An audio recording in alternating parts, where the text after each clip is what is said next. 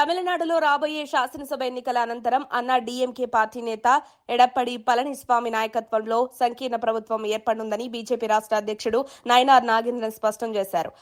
తిరునల్వేల్విలోని BJP కార్యాలయంలో మీడియాతో మాట్లాడుతూ ఆయన భవిష్యత్తులో తమ కూటమిలో మరిన్ని పార్టీల చేరికకు చర్చలు సాగుతున్నాయని వెల్లడించారు. ఎన్నికల ఫలితాల తర్వాత ఏ పార్టీ బలంగా నిలుస్తుందనేది తేలుతుందన్నారు. డీఎంకే తమదే బలమైన కూటమి అని చెప్పుకుంటున్నా వారు ఒంటరిగా పోటీ చేయగలరనే సందేహం వ్యక్తం చేశారు.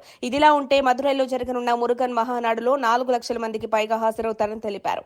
ఈ కార్యక్రమంలో డీఎంకే, అన్నా డీఎంకేతో పాటు అనేక పార్టీల మురుగన్ భక్తులు పాల్గొంటారని వివరించారు. కేంద్ర ప్రభుత్వం గత 11 ఏళ్లలో తమిళనాడుకు 10 లక్షల కోట్ల నిధులు మంజూరు చేసినప్పటికీ ఈ వాస్తవాన్ని ప్రజల దృష్టికి రానివ్వకుండా డీఎంకే ప్రభుత్వం మభ్యపెడుతోందని ఆయన విమర్శించారు. తమిళ భాషకు ప్రధాని నరేంద్ర మోదీ ప్రభుత్వం గొప్ప ప్రాధాన్యత ఇస్తోందని, తిరుక్కురల్ను ప్రపంచవ్యాప్తంగా 63 భాషల్లోకి అనువదించిన ఘనత మోదీకే చెందుతుందని ఆయన కొనియాడారు. కేంద్ర మంత్రి ఎల్ మురుగన్ మాట్లాడుతూ ప్రస్తుతం డీఎంకే కూటమిలో ఉన్న ఓ పార్టీ త్వరలోనే బీజేపీ కూటమిలో చేరనుందని పేర్కొన్నారు. వాజ్పేయి హయాంలో అదే పార్టీ ఎన్డీఏ భాగస్వామిగా ఉన్న నేపథ్యంలో ఇది కొత్త విషయం కాదన్నారు. డీఎంకే కూటమి త్వరలోనే బలహీనపడుతుందని, రాబోయే ఎన్నికల్లో వారి పరాజయం ఖాయమని వ్యాఖ్యానించారు.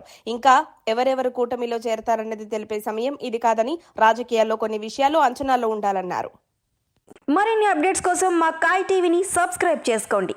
మా వీడియో కనుక మీకు నచ్చినట్లయితే లైక్ చేయండి, షేర్ చేయండి. మీ విలువైన అభిప్రాయాలను కామెంట్ బాక్స్లో తెలియజేయండి.